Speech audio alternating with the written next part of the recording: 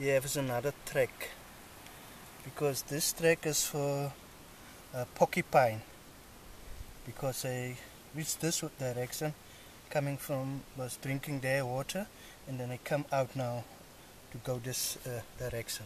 So here you can see the porcupine. I have a big pad here in the middle from the foot, and then I have two another pads but make the track much bigger. So, and the toes is just small.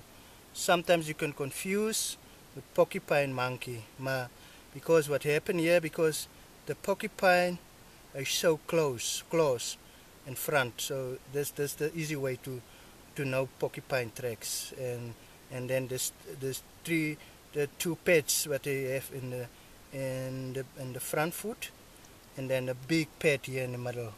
So because there's just a front foot here, and then here you get a smaller foot here, because there's the behind foot. So because it's the same as the other elements, the porcupine carry the weight in the chest, and then the head, and then also the lungs and stuff inside.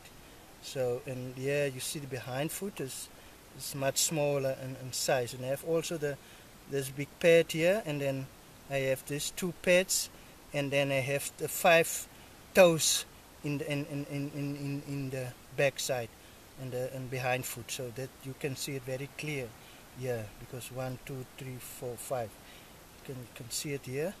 So, and sometimes you can get confused as you don't know tracks, because the porcupine and the honey badger is a similar size. So as you not look clear, get clear look from porcupine, honey badger, because honey badger the both feet have 5 toes, so front and back foot. So that's why it's a little bit different. And see, because when you get the honey badger, the claws from the honey badger is much longer, yeah, and the front foot. So this how you can see the difference about the two animals. Yeah, it's like that here.